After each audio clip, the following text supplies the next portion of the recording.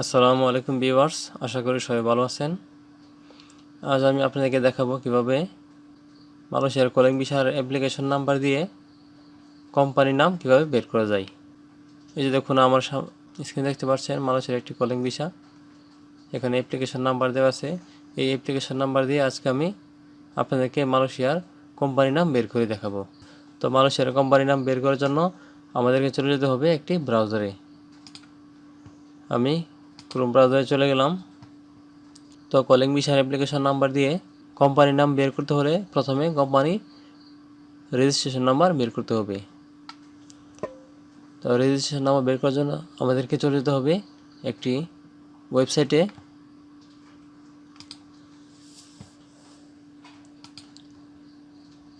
ওয়েবসাইটে যাওয়ার জন্য আমরা সার্চ বারে লিখব MYIMNES, এটি লিখে আমরা সার্চ দিব। সার্চ দেওয়ার পর প্রথমে যেই লিঙ্কটি আসবে এই লিঙ্কটিতে আমরা ক্লিক করব। ক্লিক করার পর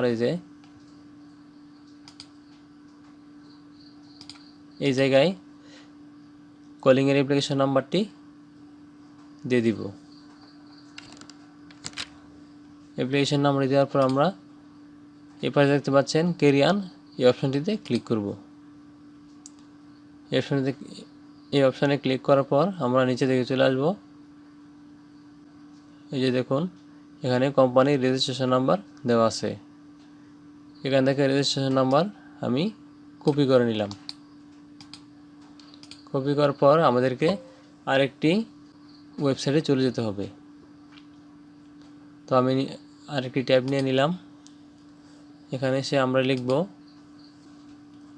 ই সার্ভিস servis.gov.my.gov.my/ই বড় হাতের PLKSR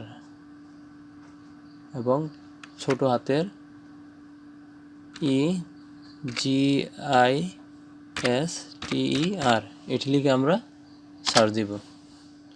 সার্চ দেওয়ার পর এরকম একটি অপশন আসবে।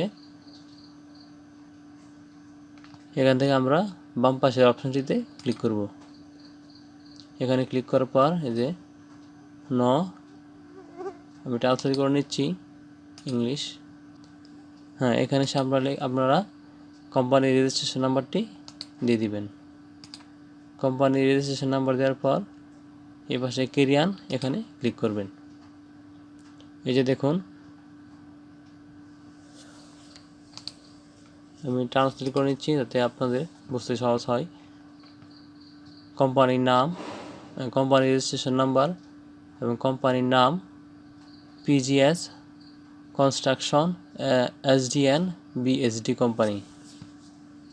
অ্যাড্রেস দেওয়া আছে, পোস্টকোড দেওয়া আছে এবং phone number, fax number, email number দেওয়া আছে। তো বন্ধুরা, এভাবে আপনারা মালয়েশিয়ার কলিং ভিসার অ্যাপ্লিকেশন নাম্বার দিয়ে কোম্পানির নাম চেক করতে পারবেন।